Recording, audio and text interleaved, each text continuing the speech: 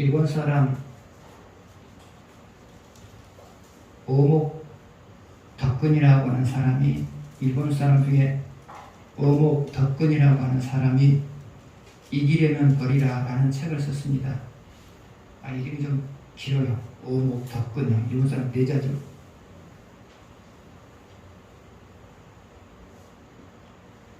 핵심은 바로, 그 책의 핵심은 바로 그겁니다. 이기려면 버리라. 그런데 그 책 중에서 책 제목을 대변해주는 하나의 예화가 나옵니다. 그 예화가 무엇이냐면, 한 소년이 검도를 배웠어요. 그런데 한 초단 정도 실력이 됐을 때예요. 고단자로부터 결투 신청을 받아요. 그런데 그 검객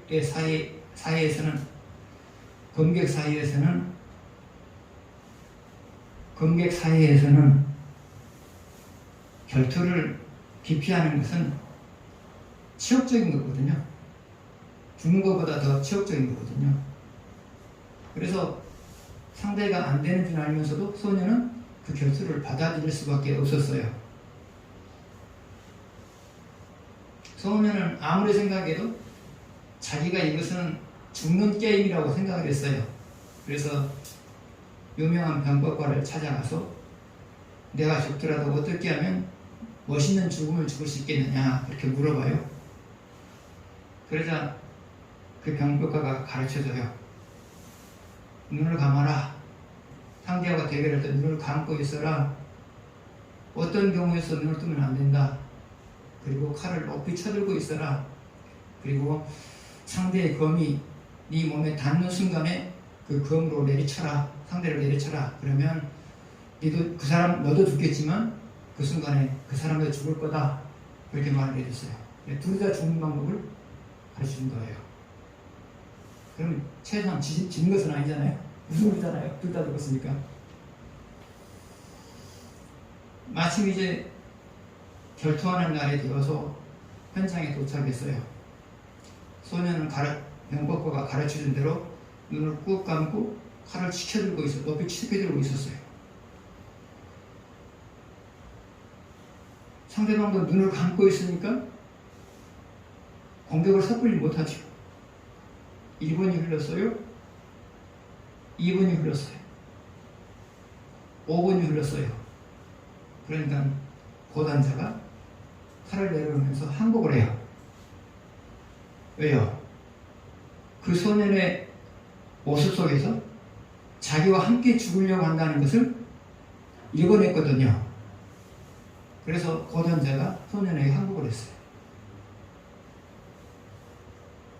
소년이 자기를 버려버리니까 고단자를 이길 수가 있었어요. 자기를 버리지 않고 살려고 했으면 죽었을 거예요. 그러나 자기를 버려버리니까 살 수 있었고요.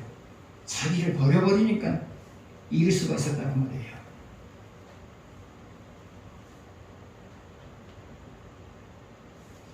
성공한 사람들의 특징은 그 일에 모든 것을 걸어요. 성공한 사람의 특징은 그 일에 모든 것을 걸어요. 실패한 사람의 특징이 뭐냐? 어정쩡하게 걸어요. 어정쩡하게 걸단 말이죠. 상대를 이긴 사람들은 어떤 사람들이냐? 상대를 이기기 위해서 모든 것을 걸어요. 그러나 지는 사람은 어떤 사람이냐? 어정쩡하게 걸어요. 어정쩡하게.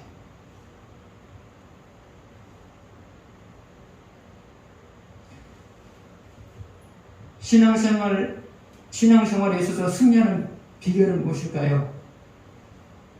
신앙생활을 잘해내기 위해서 모든 것을 걸어요. 모든 것을 걸어요. 다시 말하면 받은 말씀을 실천하기 위해서 모든 것을 걸어요. 이런 사람들이 신앙생활에 있어서 승리를 해요. 그런데 신앙생활에 있어서 승리하는 사람들이 망하거나 죽는 법이 없어요. 하나님은 이런 사람들을 귀하게 여겨요. 그래서 오히려 이런 사람들의 삶 속에 파격적인 법들이 임하죠. 그래서 여러분, 신앙이란 신앙생활의 모든 걸 거는 거예요. 그리고 그런 사람을 살았을 때 하나님께서는 그 신앙인에게 알아서 퍼주시는 거고요. 말이 좀 그랬나요? 알아서 많이 주시는 거고요. 그래서 여러분, 신앙생활에 모든 것을 걸으세요. 그러면 여러분이 생각한 것 이상의 삶을 살아갈 거예요. 8절에서 9절을 보겠습니다. 같이 읽겠습니다. 만군의 여호와 이스라엘 하나님께서 이와 같이 말하노라. 너희 중에 있는 선지자들에게와 점쟁이에게 미혹되지 말며 너희가 꾼 꿈도 거짓듣지 말라. 내가 그들을 보내지 아니하여서도 그들이 내 이름으로 거짓을 예언하느니라. 여호와의 말씀이니라. 방금 읽은 말씀은 미혹당하지 말라는 거죠.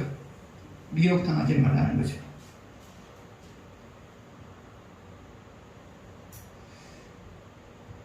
그러면 신앙인이 미혹당하지 않으려면 어떻게 해야 될까요? 그것은 신앙이 살아있으면 돼요. 신앙이 살아있으면 돼요. 그러면 신앙이 살아있는 것과 미혹을 당하지 않는 것은 어떤 관계가 있을까요? 첫 번째로, 신앙이 살아있으면 상대의 옳지 못한 말에 대해서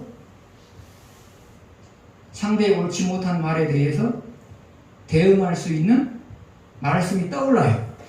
신앙이 살아있을 때고요. 신앙이 죽었으면 안 되고요. 신앙이 살아있으면 상대가 옳지 못한 말을 할 때 거기에 상응하는 말씀이 떠올라요. 근데 그 떠오르는 것이 그냥 저절로 떠오르는 게 아니고요.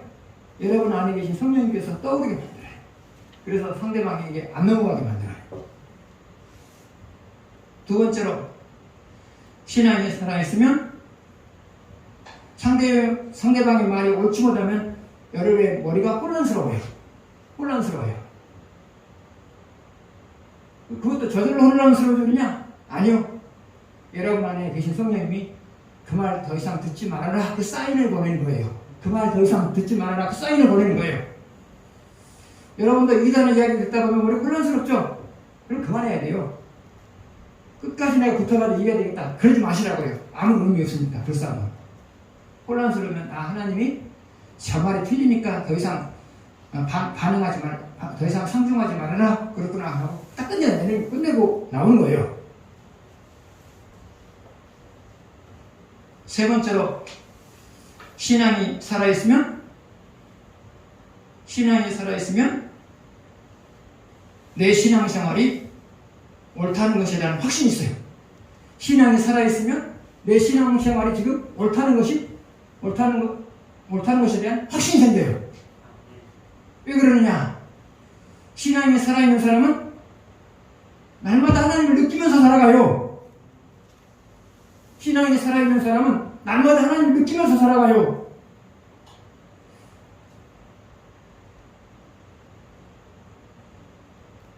크고 작은 좋은 일이 있으니까 하나님을 느끼고요.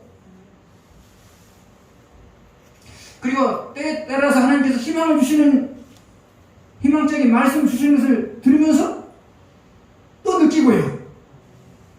그러니까 내 신앙이 옳다는 것이 증명이 되죠. 여러분, 내 신앙이 옳다는 것이 무엇으로 증명이 돼요? 하나님을 느끼는 것으로 증명이 되는 거예요. 하나님을 느끼는 것으로 증명이 되는 거예요. 근데 신앙이 살아있는 사람은 하나님을 느껴요. 하나님이 때에 따라서 내가 힘겨워할 때 나와서 다가오셔서 희망적인 말씀 주시잖아요. 느껴요. 내 삶 속에서 크고 작은 좋은 일 있게 만들어요. 하나님 느끼잖아요.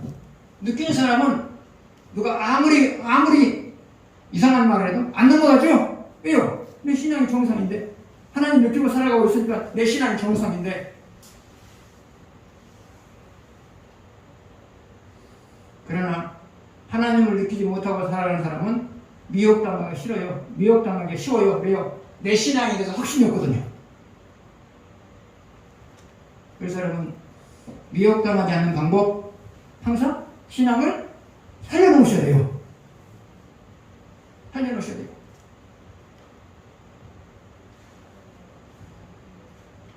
여러분, 신앙을 살려놓는다고 하는 것이 쉬우면서도 어려운 일이에요. 습관이 된 사람에게는 쉬운 일이고요. 습관이 안 된 사람은 어려운 일이고 그래요. 그러나 여러분, 신앙을 살려놓으셔야 돼요. 그럼 여러분이 신앙을 살려놓기 위해서 어떻게 해야 돼요? 여러분처럼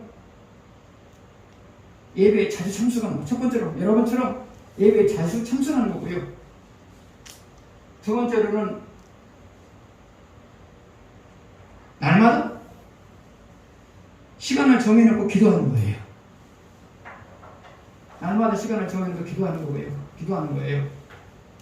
기도하다 보면 내 신앙이 어디가 무너졌고 어디를 보완할지 알아요. 기도하는 사람은요. 근데 기도 안 하는 사람은 그럴 수가 없잖아요. 그래서 신앙을 살리시려면 시간을 정하고 기도하시는 거예요. 세 번째로, 날마다 말씀을 묵상하면서 살아가는 거예요. 말씀은 거울이잖아요. 내 신앙의 상태를 보여주는 거울이잖아요. 어느 부분이 무너졌고 어느 부분을 보완해야 될지 알려주는 것이 말씀이잖아요. 그래서 여러분, 날마다 말씀을 묵상하셔야 돼요. 여기까지는 잘 하고 계시죠? 대답 안 하시는 분들도 잘 하고 계시죠? 하셔야 돼요. 신앙생활의 말씀, 이 세 가지는 기본적으로 하셔야 돼요. 네 번째로, 넘기면 안 되니까 네 번째까지 봅시다. 네 번째로,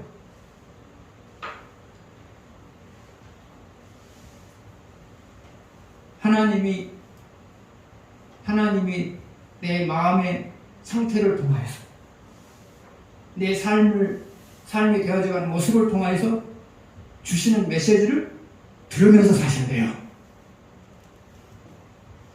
하나님이 내 마음의 상태를 통하여서, 내 삶이 되어져가는 모습을 통하여서 들려주시는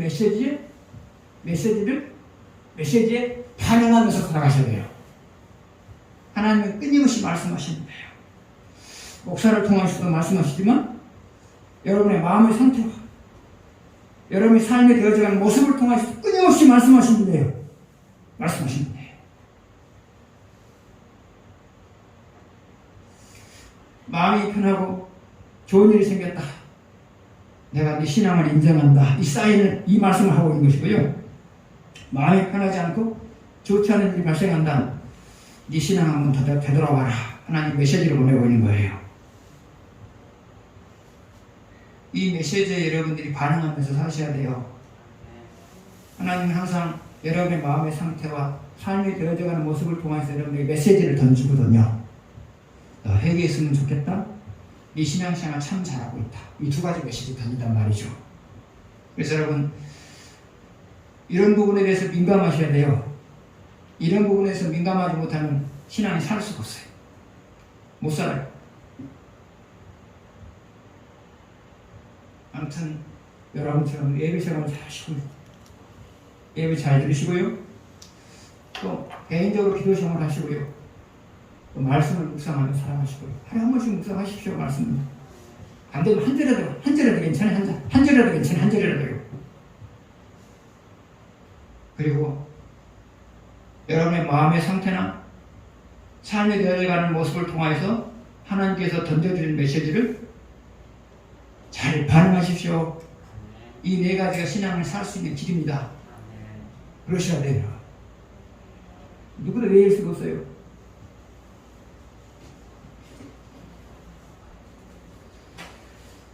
11절 보시겠습니다.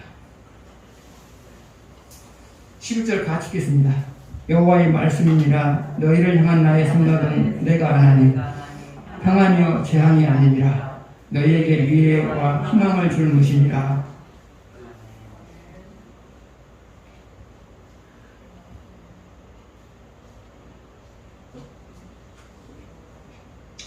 하나님이 포로로 끌려가서 살고 있는 유대인들에게 가지고 있는 기본적인 생각이 무엇인가에 대해서 말하고 있어요. 하나님이 지금 포로 생활을 하고 있는 유대인들을 향한 기본적인 생각이 무엇인가에 대해서 말하고 있어요.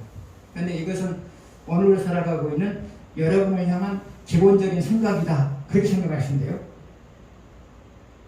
그러면 하나님이 우리를 향한 기본적인 생각은 무엇이냐? 11절 뒷부분을 보게 되면 11절 중간쯤 보게 되면 평안이요? 재앙이 아니라 그 말이에요.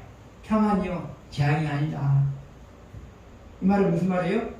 나는 기본적으로 너희들에게 평안을 주기를 원하는 사람이지 재앙을 주기를 바라는 재앙을 주려고 하는 사람은 아니다 그 말이죠.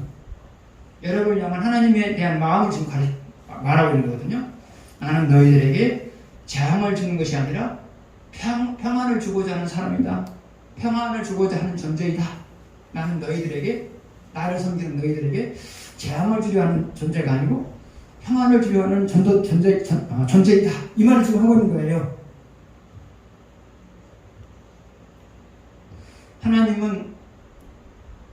하나님의 기본적인 마음은 그래요.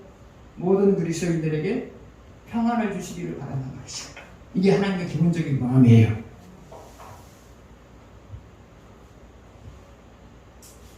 그래서 여러분이 정상적으로 신앙생활을 하고 있다면 여러분이 지금 어떤 상황에 놓여 있다 할지라도 결국은 평안을 얻어요. 여러분이 정상적으로 신앙생활을 하고 있다면 여러분이 어떤 상황에 놓여 있든지 간에 평안을 얻게 되어 있어요. 왜요? 하나님은 기본적으로 여러분에게 평안을 주시기를 원하시는 분이기 때문에 그래요. 그럼 이 평안이라고 하는 것은 뭐냐? 첫 번째로는 마음이 편안한 상태예요. 마음이 편안한 상태예요. 두 번째로 평안이라고 하는 것은 뭐냐? 고난이 없는 상태예요. 세 번째로 평안이라고 하는 것은 뭐냐? 그것은 하는 일들이 형통한 것을 말해요. 이게 바로 평안이에요. 그래서 여러분이 정상적으로 신앙생활을 하고 있다면 여러분의 삶 속에 항상 이런 것들이 나타나요.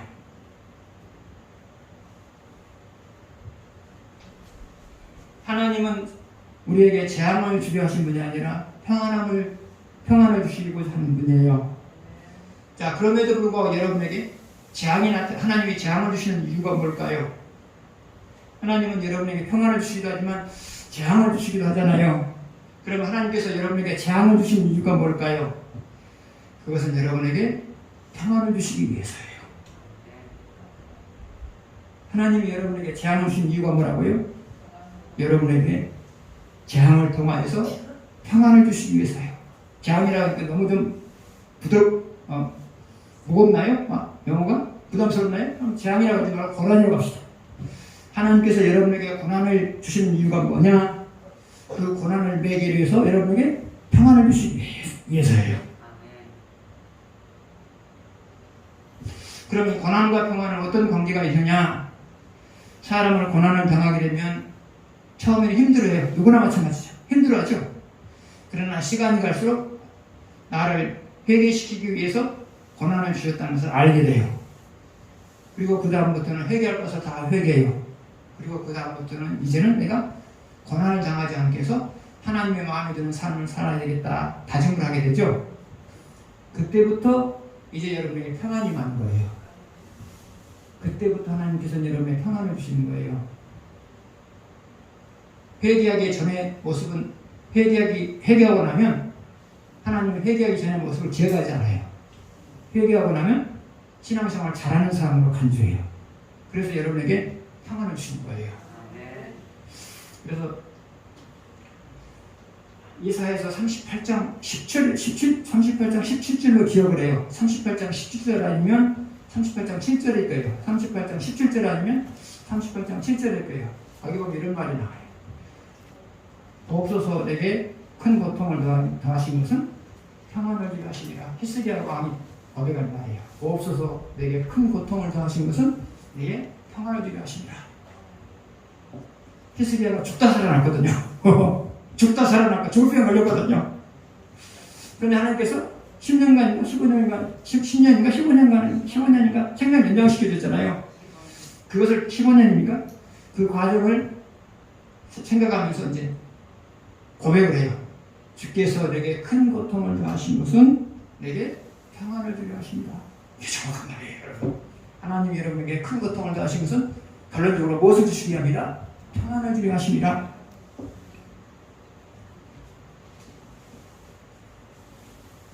그 다음에 두 번째요. 두 번째로 우리를 향한 하나님의 생각은 뭐냐? 11절 뒷부분을 보게 되면 너희에게 미래의 희망을 주는 것이니라. 미래의 희망을 주신 것이다. 하나님께서 우리에게 가지고 있는 기본적인 생각은 뭐냐? 미래의 희망을 주는 것이다. 이것을 하나 묶어버리면 뭐라고 말하셨을까요? 미래에 만족할 만한 삶을 살게 하는 것이다. 그렇게 묶어버리면 되겠죠? 그래서 하나님께서 우리에게 갖고 있는 생각은 뭐냐? 두 번째 생각은 뭐냐? 만족할 만한 삶을 살게 하는 것이다.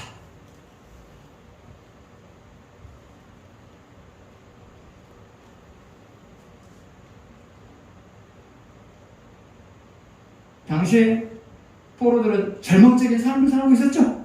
절망적인 삶을 살고 있었죠. 그러나 하나님께서 그들을 향해서 말해요. 그럼에도 불구하고 너희들은 앞으로 만족할 만한 삶을 살 거다. 살 거다. 그 말을 지금 하고 있는 거거든요. 여러분 역시도 마찬가지예요. 지금 절망적인 상황에서 살고 있다 할지라도 여러분의 미래는 만족할 만한 삶을 살게 되어 있습니다. 왜요? 여러분을 향한 하나님의 기본적인 생각이 만족할 만한 삶이기 때문에 그래요. 그래서 여러분 지금의 삶이 만족할 만한 삶이 아니라 할지라도 결국은 만족할 만한 삶을 살아가요. 여러분이 저보다 정상적으로 신앙생활을만 하고 있다면 결국은 만족할 만한 삶을 살아가요. 왜요? 하나님이 그런 마음을 갖고 있기 때문에요.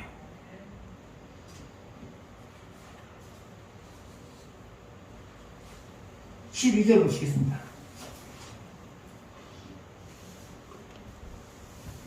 같이 읽겠습니다. 너희가 내게 부르짖으며 내게 와서 기도하면 내가 너희들의 기도를 들을 것이오. 핵심은 그거예요. 기도해라. 그럼 내가 들어주겠다. 인생의 문제가 있거든. 고민거리가 인생의 문제가 있거든. 기도해라. 그럼 내가 들어주겠다. 그 말을 하고 있는 거거든요. 그럼 하나님이 포로로 끌려가서 살고 있는 사람들에게 기도해라. 그럼 내가 들어줄 거다. 이 말 하신 이유가 뭘까요? 첫 번째로 기도를 안 하고 있으니까 말하는 거예요. 기도를 안 하고 있으니까 말하고 있는 거예요. 그러면 포로로 끌려간 사람들이 언제부터 기도 생활을 안 했을까요? 그것은 본국에서 살 때부터 안 한 거예요. 본국에서 살 때부터 안 한 거예요. 그러면 안 했다는 것을 어떻게 알 수가 있느냐? 기도하는 사람은 신앙이 살아요. 살아있어요. 왜요? 신앙이 살아요. 망가졌다 할지라도 기도하면서 다시 회복을 하거든요. 그런데 유대 사람들은 신앙이 살아있는 사람이 거의 없었어요. 왜요? 기본적으로 기도 생활을 안 하니까. 기도 생활을 안 하니까 신앙이 죽었어요. 다 죽었어요. 신앙이 다 죽었어요. 다 죽으니까 나라가 어떻게 됐어요? 결단이 났죠? 나라 결단 났잖아요.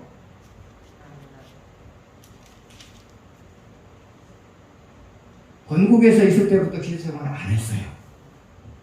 그리고 기도 생활을 안 하다 보니까 포로로 끌려온 이후에도 기도 생활을 안 해요. 그래서 하나님께서는 안타까워서 말하는 거예요. 기도해라. 들어주겠다.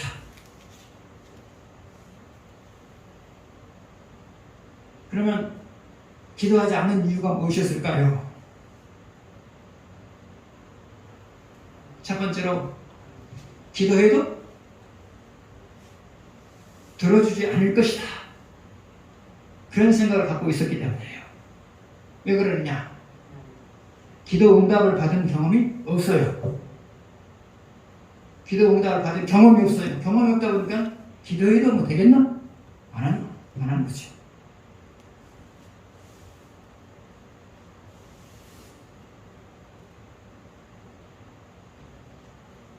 기도를 하지 않은 또 하나의 이유가 뭐냐?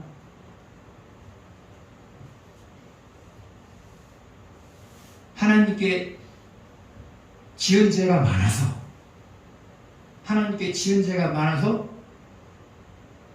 하나님께서 우리 기도를 들어주겠나 그런 생각을 한 거예요. 포로로 끌려간 사람들은 처음에는 포로로 끌려가는 것이 우연이라고 생각했어요. 그러나 시간이 흐르면 흐를수록 이것이 우연이 아니라 우리의 죄값으로 인한 하나님의 징계다. 이것을 이제 깨닫기 시작한 거죠. 처음에는 우연이라고 생각했죠. 그러나 샤워를 하면서 이것은 하나님께서 우리 죄 때문에 우리를 징계하신 결과다. 그렇게 생각하기 시작했어요. 근데 여러분 수십 년 동안 하나님과 상관없이 살았으니까 지은 죄들이 얼마나 많았겠어요. 물론 회개는 했겠죠. 그러나 회개를 해서 여전히 하나님 앞에 죄송스러운 마음이 많단 말이죠. 그러니까 이런 내가 하나님께 죄송스러운 유세를 많이 했는데 내가 기도하는데 하나님께 들어줄까? 그렇기 때문에 감히 기도를 못하는 거예요. 그러나 하나님은 그들에게 말해요. 기도해라, 들어주겠다. 그런데 하나님께서 기도해라, 들어주겠다라는 말을 하는 것은 그냥 한 말이 아니죠. 무엇을 보고 기도해라, 그러면 들어주겠다라고 말했을까요? 무엇을 보고요? 그냥 불쌍하니까요? 아니요. 하나님 그러신 건 아니에요. 하나님은 원칙을 적용하신 분이지 긍휼을 베푸는 것은 조금이란 말이죠. 원칙을 적용할 때는 원칙을 적용하신 분이에요. 그러면 하나님께서는 무엇을 보시고 기도해라? 그러면 내가 들어주겠다 이 말을 했을까요? 그것은 포로로 끌려온 사람들이 자기들이 포로로 끌려온 이유가 자기의 죄의 결과라는 사실을 알고 그때부터 회개를 했어요. 회개를 했단 말이죠. 회개를 하는 것을 보고 이 말씀하신 것이지 회개도 하지 않는 사람들에게 기도해라, 내가 들어주겠다 이 말을 하나님 안 하세요.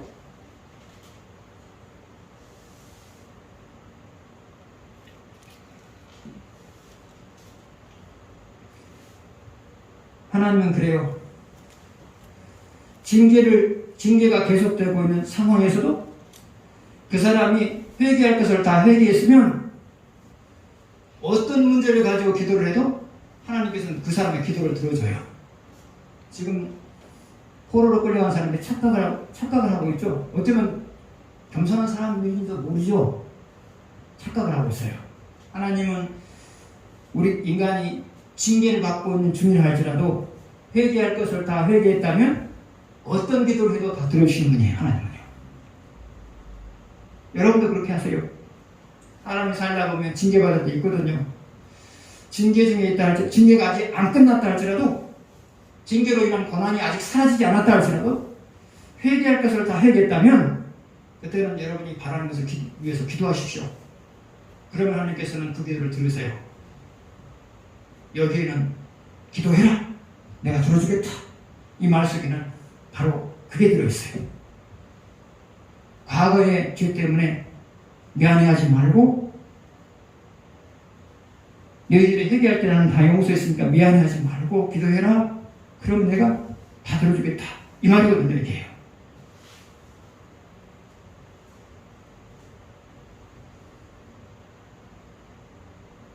두 번째로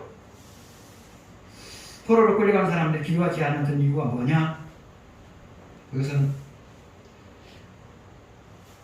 기도하는 습관을 잃어버렸기 때문이죠. 기도하는 습관을 잃어버렸기 때문이죠.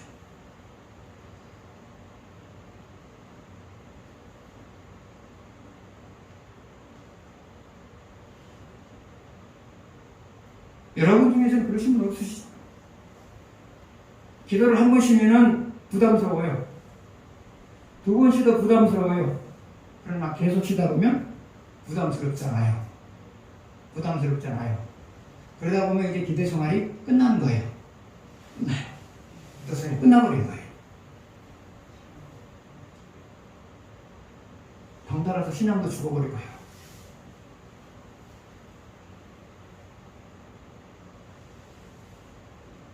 기도 생활이 끊어져 버렸다면 많은 노력을 해서 기도 생활을 회복하시려고 하셔야 돼요. 여러분이 매일 시간을 정해놓고 기도하지 않고 있다면 여러분의 신앙은 죽어 있는 거예요. 정확하게 말하면 여러분의 신앙은 죽어 있는 거예요.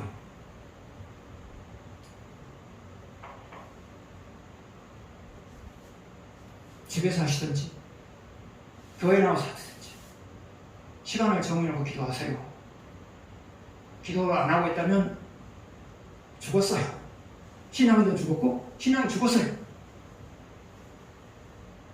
호흡이 끊어졌는데 호흡이 끊어졌는데 어떻게 신앙이 살아요? 매일 시간을 정해놓고 기도하지 않고 있다면 다시 회복을 시키세요. 시간을 정해놓고 기도하세요. 가장 기도하기 좋은 시간에 기도하세요. 기도하지 않으면 신앙 죽어요. 날마다 하세요. 기도하지 않으면 신앙 죽어요. 죽으면 신앙이 죽은 자의 모습이 여러분의 삶 속에서 나타나요. 아무리 속이려고 해도 속일 수가 없어요. 신앙이 죽어있으면 신앙이 죽은 자의 모습이 여러분의 삶 속에 나타나요. 어떻게 포장을 해도 다 나타나요. 그러나 신앙이 살아있으면 신앙이 산 자의 모습이 가만히 있어도 여러분 삶 속에 나타나요.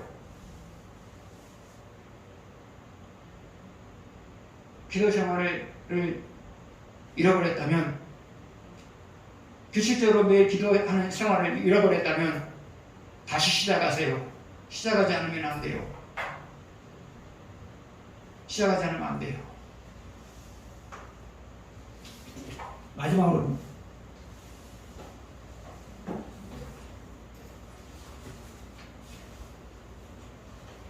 13절 보시겠습니다. 같이 읽겠습니다. 너희가 온 마음으로 나를 구하는 나를 찾을 것이요 나를 만나리라.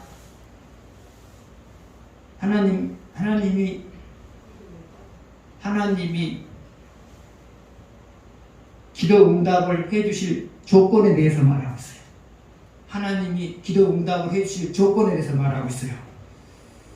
하나님이 여러분의 기도를 들어줄 때는 언제이냐? 온 마음으로 기도할 때예요. 온 마음으로 기도할 때예요. 그럼 여러분, 온 마음으로 기도한다고 하는 것은 무엇을 가르칠까요? 첫 번째로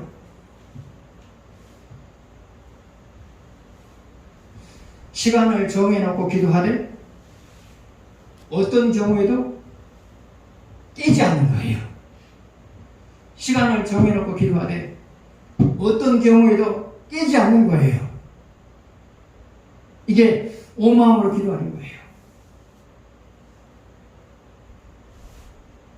그러면 시간을 정해놓고 기도하되 그 시간을 깨지 않는 것이 온 마음으로 기도하는 이유가 되는 이유가 뭐예요? 온 마음으로 기도하는 것이 되는 이유가 뭐냐?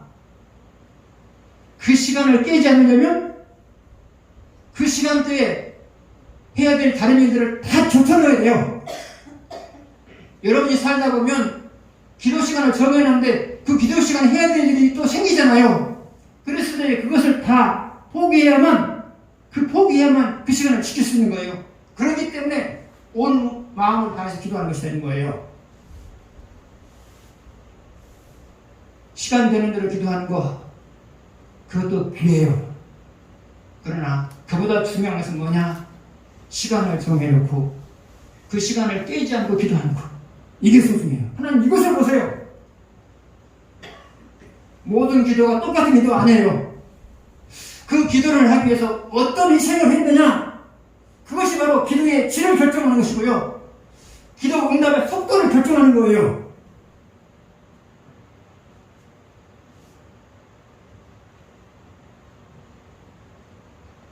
시간을 정해놓고 기도하되 그 시간을 깨지 마십시오. 그것이 바로 온 마음으로 하나님께 기도하는 거예요. 두 번째로 온 마음으로 하나님께 기도한다고 하는 것은 뭐냐? 이것은 받은 말씀대로 살아가는 거예요. 그러면 받은 말씀대로 살아가는 것이 온 마음으로 기도하는 것이 되는 이유가 뭐냐? 여러분들은 특별한 기도 제목이 있으면 마음을 다해서 기도해요. 그러나 그것만으로 끝나지 않죠. 두 번째로 뭘 해요? 하나님의 마음을 살만한 삶을 살아가려고 노력하시죠. 하나님의 마음을 살만한 삶을 살아가려고 노력하시죠. 왜요? 기도라고 하는 것은 간절히 기도한다고 이루어지는 것이 아니거든요. 더 핵심적인 것은 하나님의 마음을 살만한 삶을 살아야 여러분의 기도가 응답되는 거거든요. 여러분도 알아요. 그렇기 때문에 중요한 기도 제목이 있을 때는 내 삶이 하나님을 기쁘게 해드릴 수 있기를 위해서 힘쓰게 돼요. 그래서 받은 말씀대로 살아가요. 그래서 받은 말씀대로 살아가는 것, 이것이 바로 온 마음으로 기도하는 거예요. 여러분, 기도할 때 이런 마음이 있으신지요? 그러면 여러분 기도 생활을 잘하고 있는 거예요. 이런 마음이 없이 기도하고 있다면 여러분의 기도 생활을 다시 한번 돌아보셔야 돼요. 여러분, 시간을 정해놓고 기도하세요? 대답 안 해도 괜찮아요. 마음으로 대답하세요. 시간을 정해놓고 기도하세요. 마음으로 대답하시고, 그리고 기도가 응답되기 위해서 하나님의 마음을 살려고 노력하세요. 적어도 이 두 가지가 있다면 여러분은 기도 응답도 받을 뿐만 아니라 여러분 신앙도 항상 살아있어요. 항상 살아있어요. 그래서 온 마음으로 기도하는 사람은 기도 응답을 받을 뿐만 아니라 항상 신앙이 살아있어요. 그것 때문에 신앙이 살아있어요.